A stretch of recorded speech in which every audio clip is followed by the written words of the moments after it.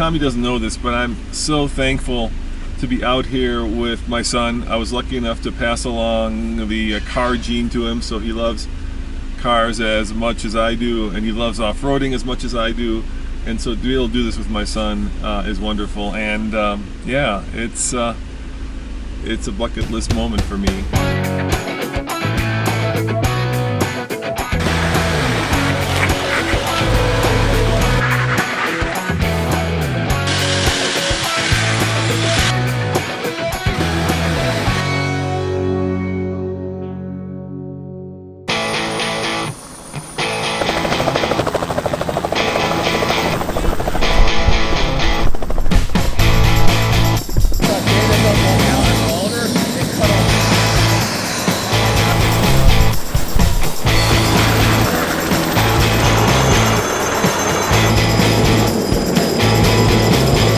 Hey guys, welcome to the start of the Rubicon Trail. You got me and Tommy behind the camera, and we just came here in a helicopter. How crazy is that?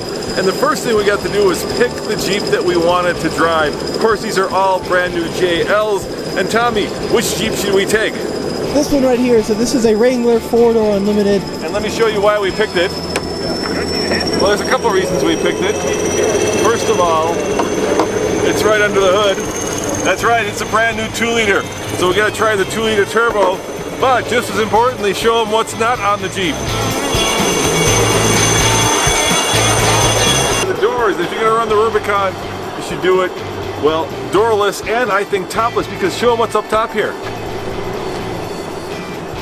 Hell yeah, it's the new soft top that pulls all the way back. So I am so excited to be out here today running the Rubicon Trail for the very first time. This is gonna be one hell of a TFL adventure, so sit back, buckle up, and Tommy, let's go do this, man.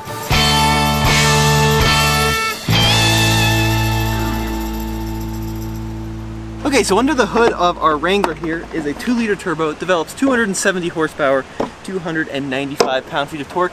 This is the e-torque, sort of like a mild hybrid system where it gives you a little bit of electrical assistance getting right off the line. Auto start stop, which we probably won't be using today on the Rubicon Trail. There's also a 3.6 liter V6 available in the Rubicon, 285 horsepower, 260 pound-feet of torque. Both can be mated with this, the 8-speed automatic transmission. Now let's talk about some of the important numbers for today. Approach angle 44 degrees, breakover angle 28 degrees, departure angle 37 degrees. We also have the bumperettes removed on this Rubicon. Now what makes the Rubicon special is obviously front and rear locking differentials. We have a disconnectable front sway bar, 33-inch tires, and these front fender flares are moved up just a little bit to accommodate the extra articulation and the 35-inch tire you can fit under a Rubicon from the factory. Yeah, so on the Rubicon here we have 33-inch BFG KO2s, so this is an all-terrain tire. I'm not sure if we're aired down. No, we are aired up. Yeah, I think we, I'd love to be aired down a little bit.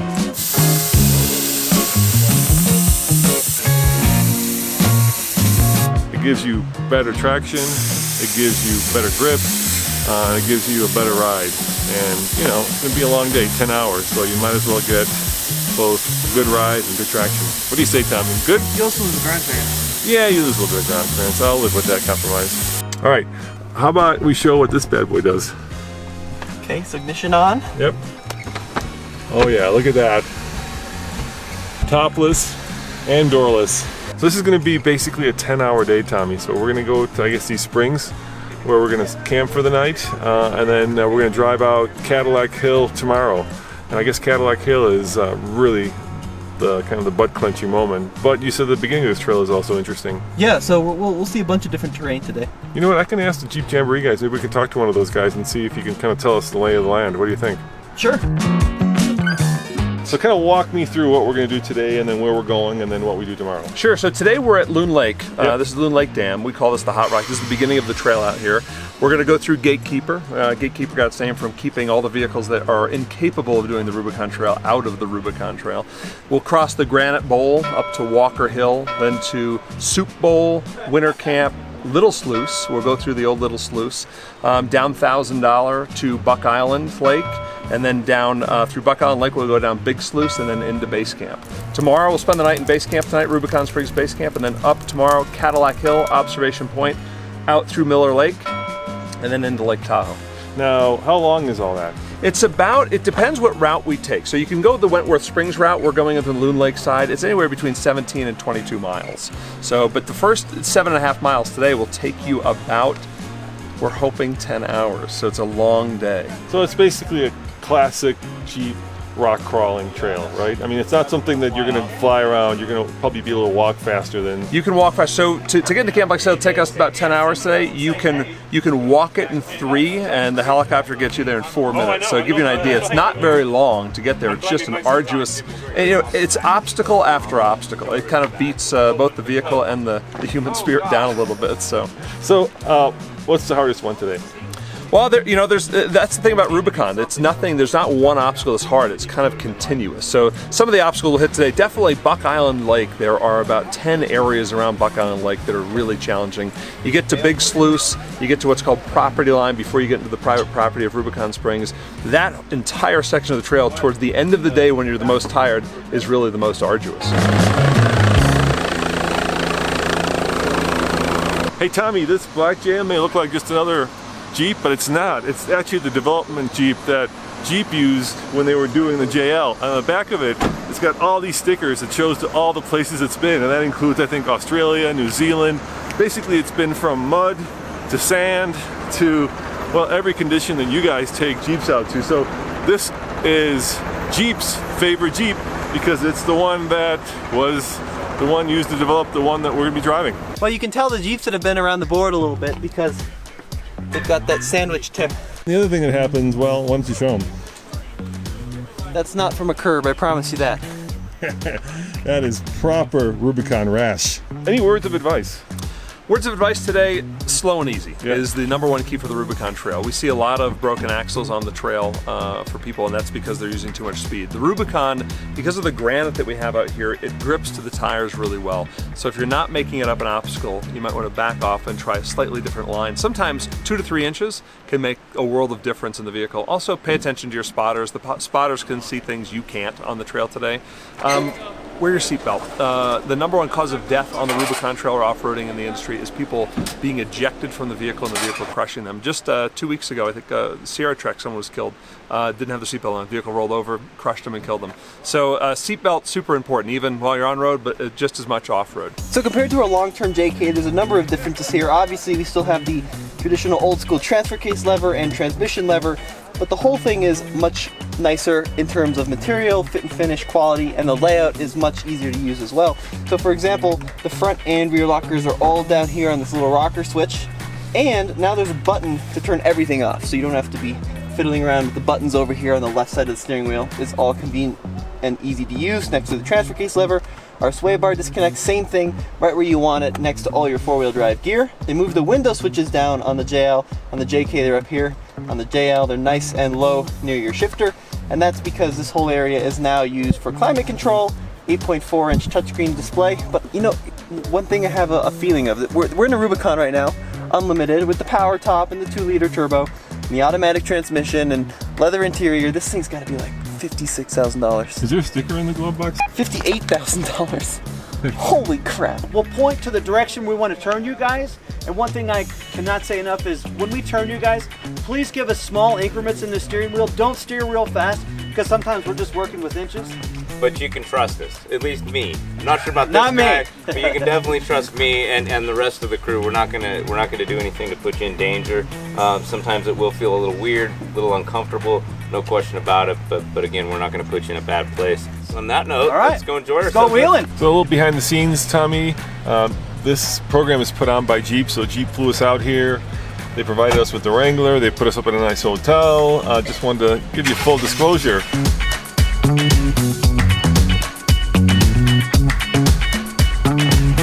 You are in 4 low and your sway bar's disconnected. You're ahead of the rest of these guys. That's what you told us to do. Guys, have some lunch for you. Oh, thank you very much. Thank you. Enjoy the trail. Yeah, appreciate it. That's where we're heading. Woohoo!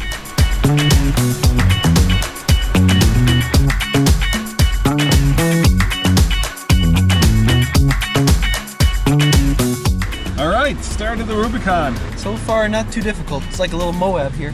So this is our first time off-road in the 2-liter Wrangler. The fuel efficient Jeep, let's call it that way. And for the longest time, the only Wrangler you could get was one with a 3.6 liter Pentastar. Yeah, for sure. Which is still available. And they said they were going to have this thing out in April. Here we are, finally in August. It finally came out. And of course, a year from now or so, there's a diesel coming as well, which is crazy. Yep. And what's the gear ratio? How far down does this thing go, do you know? It depends if you have an automatic or a manual. Right, we got the automatic. So it's actually high. It's 77 to 1. And the manual's even higher, 84 to 1. Which is just berserk.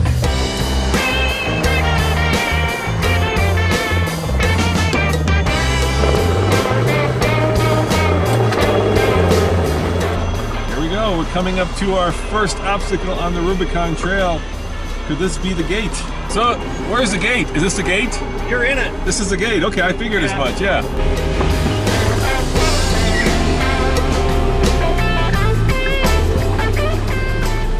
So here we are. Oh, a little bit of hitting there. This is the gate to the Rubicon Trail.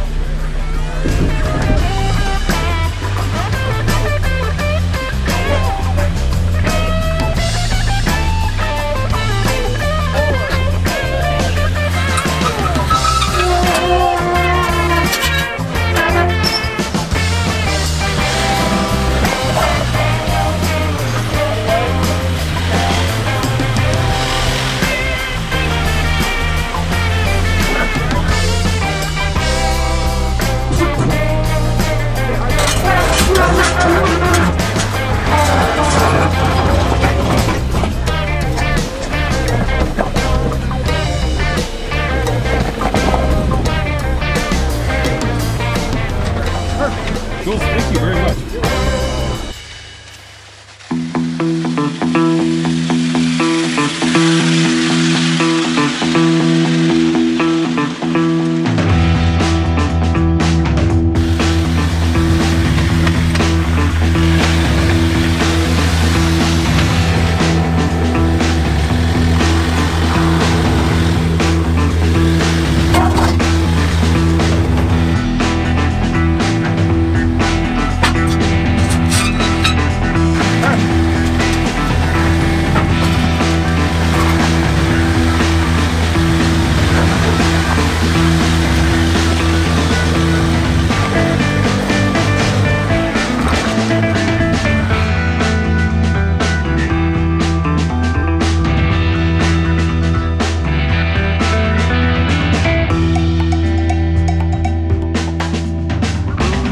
So Tommy, what do you think of the Rubicon Trail?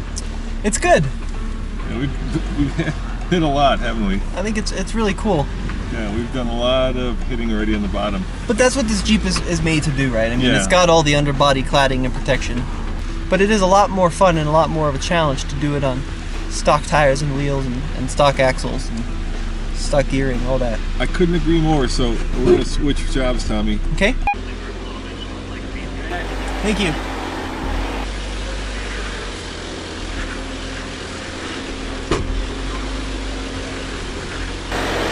How you doing? How's it going? Oh, it's amazing. Yeah?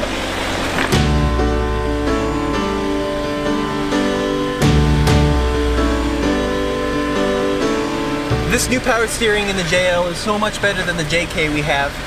The electric and hydraulic systems really work well in combination.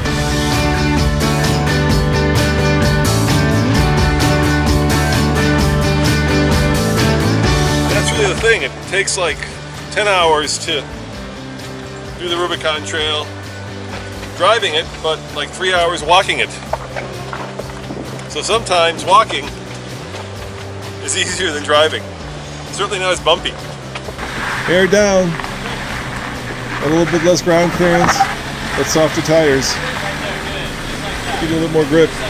Nice, looking good. Ooh. Make it look easy, dude. Yeah, I think airing down helps.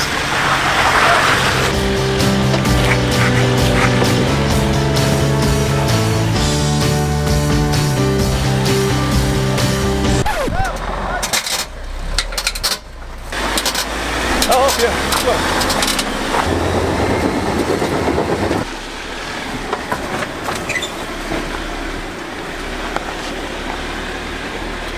Left a little souvenir here.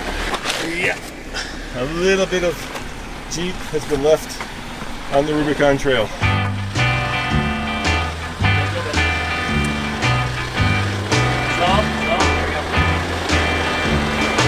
Got it. That's that rule, Tommy, right? You never try to straddle it. Yeah, of course.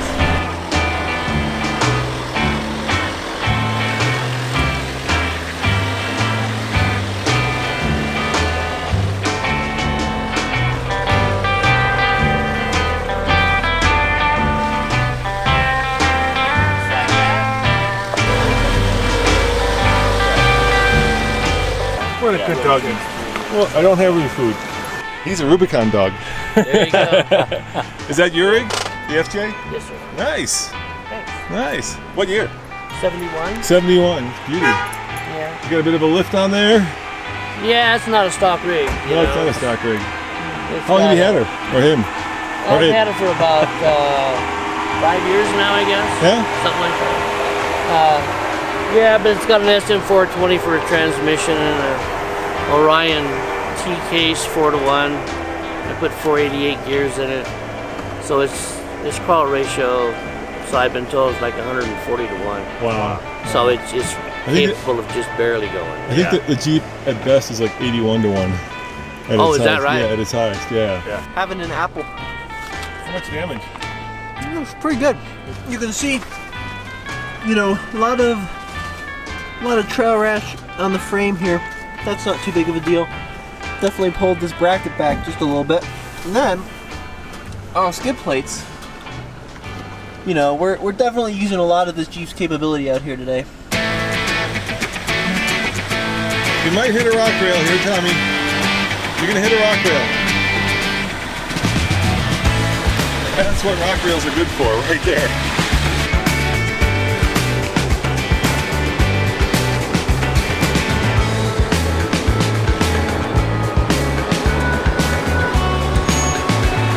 That's awesome. That's really cool. Just a little bit. There you go. He's got a really cool color for a ride today. I love that color, Emmy. Yeah, I love this Hulk too. It's badass. Miss Hulk. Miss Hulk? Miss Hulk, yeah. I like Miss Hulk. Yeah, she's spitting up rocks because she's Miss Hulk. Yeah. So you ready for Little Sluice? Ready for Little Sluice. Okay, so this is Little Sluice. This is one of the infamous Rubicon obstacles.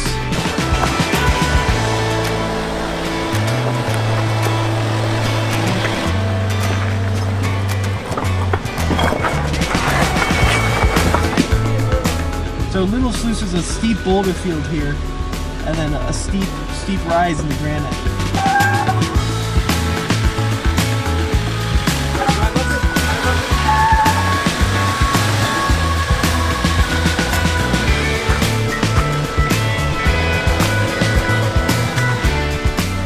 Just like that, Little Sluice is done. Is that hard or is that easy, Tommy? You know, with these spotters at every kind of tricky obstacle, it just makes it so easy.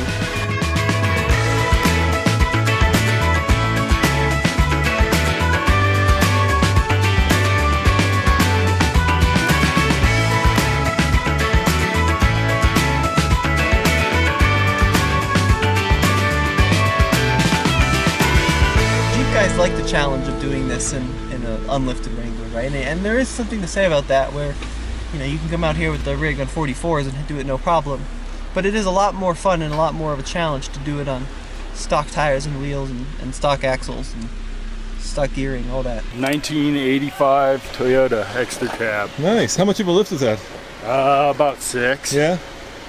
Have you run the Rubicon before? Oh yeah, Yeah? plenty of times.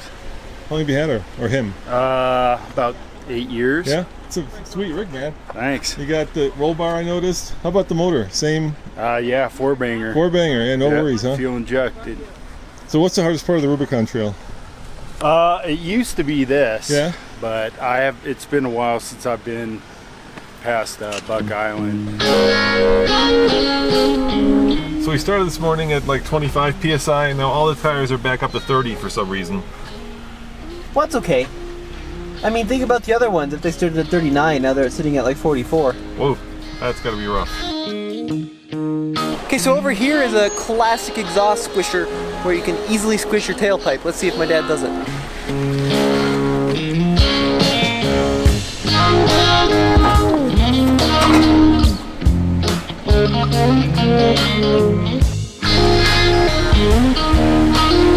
Yeah, you banged it up pretty good. Yeah? Yep, pretty good. Sorry, Jeep. Didn't mean to do that, but what are you gonna do? It's the Rubicon.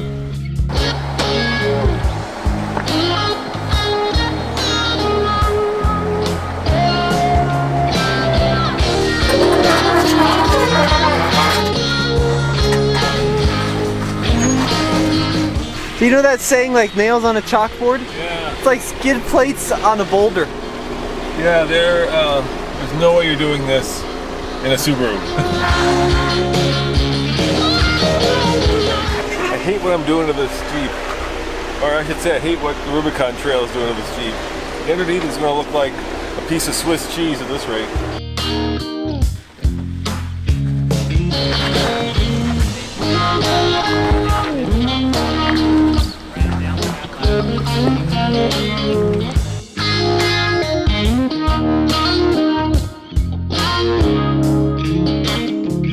All right, Tommy, we made it to Buckeye Lake.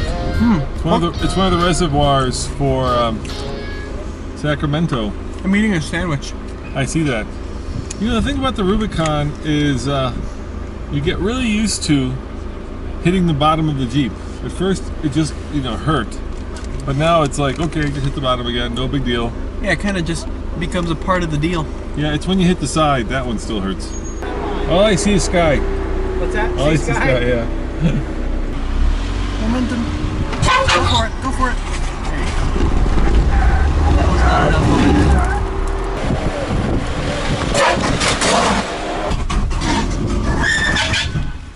You shut it, Tommy. Ready? Go ahead, back up.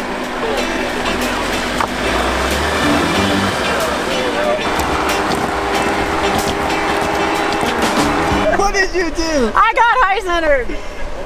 At least you look good doing it. No. So, so the four-door vehicles have a little bit of a less breakover angle. So you really have to be careful, especially on the stock vehicles. There's no lift on them. I mean, they're higher than the Saharas or the Sports, but they don't have any kind of an extra lift on it. So it's real easy to get kind of hung up on this kind of stuff. Jeep's gonna spin this way. Yeah.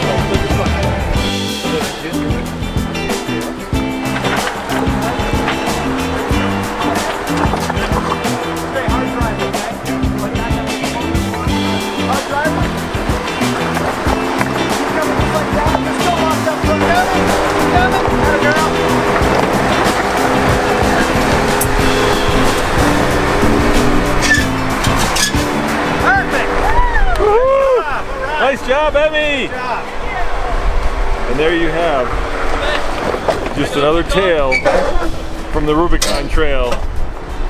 Except this time it featured our past very own Emmy Hall.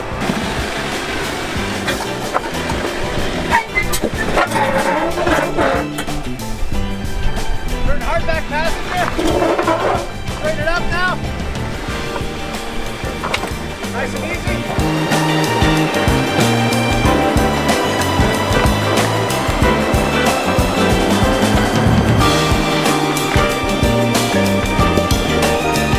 Nice.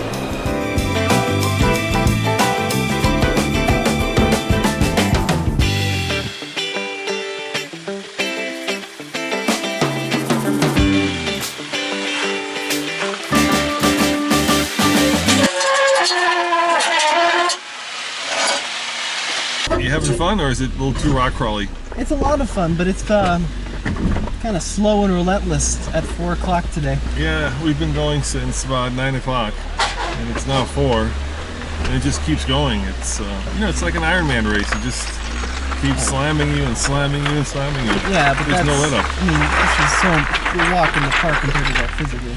Yeah, but I'm talking about in terms of like there's no respite. You just keep hammering. But it's a hard trail.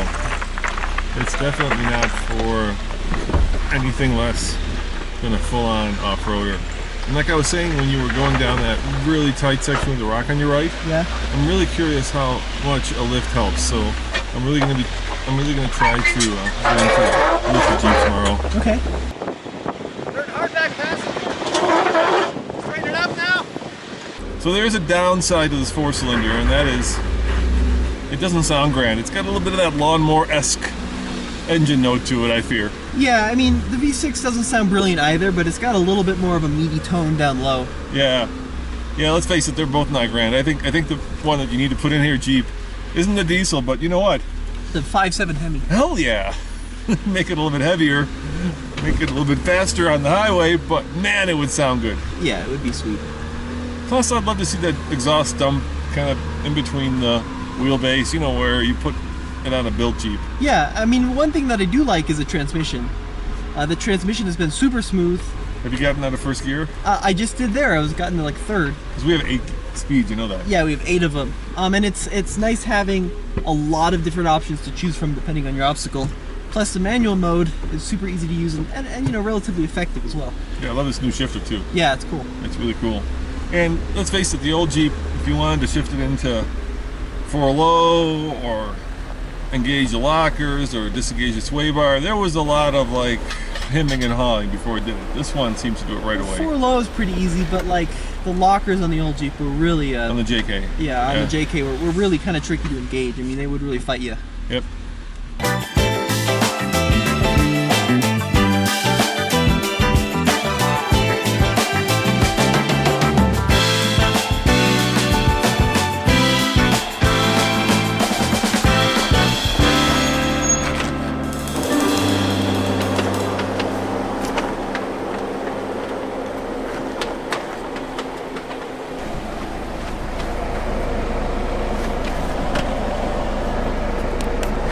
Don't turn fast and don't turn hard. Just nice and easy, okay? All right, Tommy, you can do it. Oh.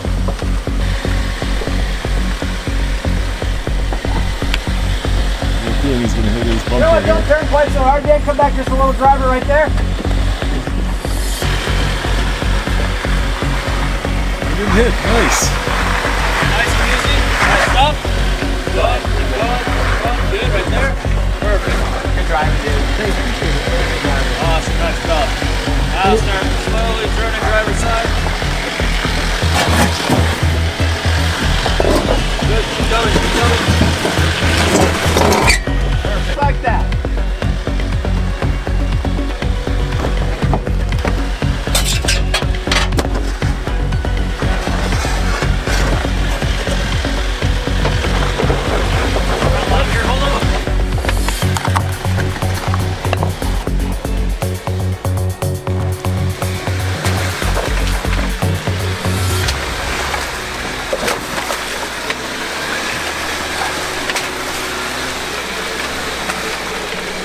Well, we got 2 more hard sections, Tommy. I got real stuck back there between those 2 boulders. Did you? Yeah, I touched my little fender back there. Is it still, Again? is it still in one piece?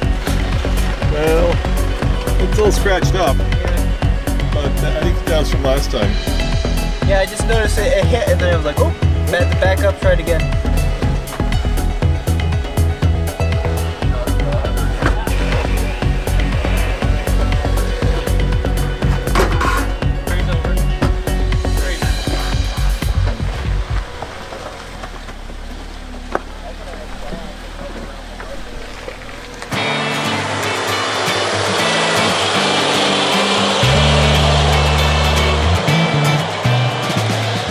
Tommy, you've been wearing an International Harvester Scout hat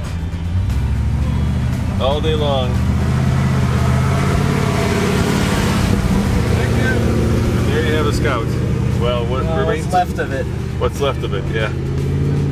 I think the only thing that's left of it is an international Badge. logo. Yeah, that's about all that's there. Yeah, we're pulling into camp. 5:25. Left at what? 8:30? Yeah, That's a long day. long day. 9-hour day. That's a 9-hour day. That's a long day. This Cadillac Hill, 1.1 miles, Tommy. Not too far at all. So, guys, we made it here to camp. I think the plan now is to either jump in the lake or spring or shower, whatever is available. And then tomorrow we're going to tackle Cadillac Hill, which I hear is a triple butt clencher. That means you, me, and the viewers are going to punch their butts. You know that. I made it. Pierce, Welcome to Rubicon Springs. we have a grand frickin' piano.